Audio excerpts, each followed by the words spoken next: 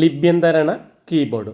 ഒരു ഭാഷ മറ്റൊരു ഭാഷയുടെ ലിപികളിൽ ആലേഖനം ചെയ്യുന്നതാണ് ലിപ്യന്തരണം അഥവാ ട്രാൻസ്ലിറ്ററേഷൻ.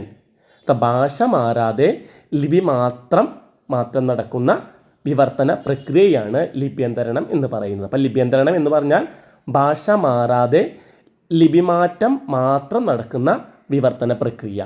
കമ്പ്യൂട്ടറിലെ ഇംഗ്ലീഷ് കീബോർഡിൽ പ്രാദേശിക ഭാഷകൾ ആയാസരഹിതമായി ടൈപ്പ് ചെയ്യാൻ വികസിപ്പിച്ചതാണ് ലിപ്യന്തരണ കീബോർഡ്.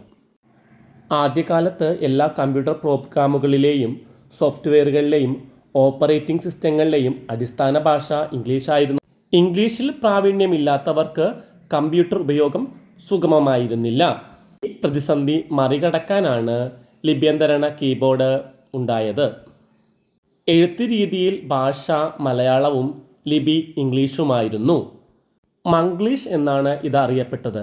ഇതാണ് കമ്പ്യൂട്ടറിലെ ഇംഗ്ലീഷ് മലയാളം ലിപ്യന്തരണത്തിൻ്റെ ഒന്നാം ഘട്ടം.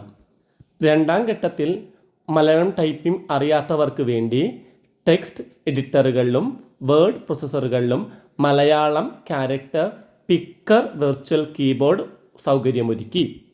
ലിപികൾ അക്ഷരമാല ക്രമത്തിലായിരുന്നു. കീബോർഡിൽ നിന്ന് മൗസ് ക്ലിക്ക് വഴി ലിപി വിന്യാസം നടത്തുന്ന രീതിയാണ് ഉണ്ടായിരുന്നത്.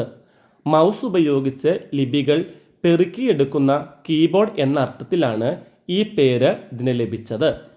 ഇഷ്ടമായിരുന്നു ഇതിലെ ഒരു പ്രധാന പ്രശ്നം. ലിപ്യന്തരണ പ്രോഗ്രാമുകൾ അടിസ്ഥാനമാക്കിയുള്ള കീബോർഡാണ് ഫോണറ്റിക് കീബോർഡ് എന്നറിയപ്പെടുന്നത്.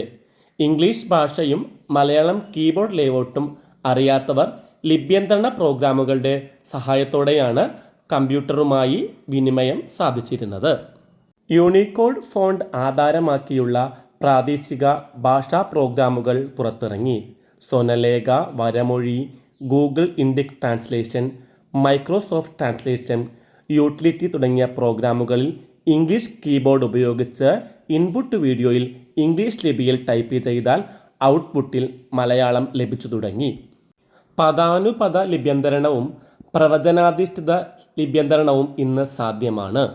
സുലേഖ പദാനുപദ ലിപ്യന്തരണ പ്രോഗ്രാമാണ്. സ്വനലേഖ, വർണ്ണം, വരമൊഴി എന്നിവ ടെക്സ്റ്റിനെ പ്രവചിക്കാൻ കഴിവുള്ള ലിപ്യന്തരണ പ്രോഗ്രാമുകളാണ്.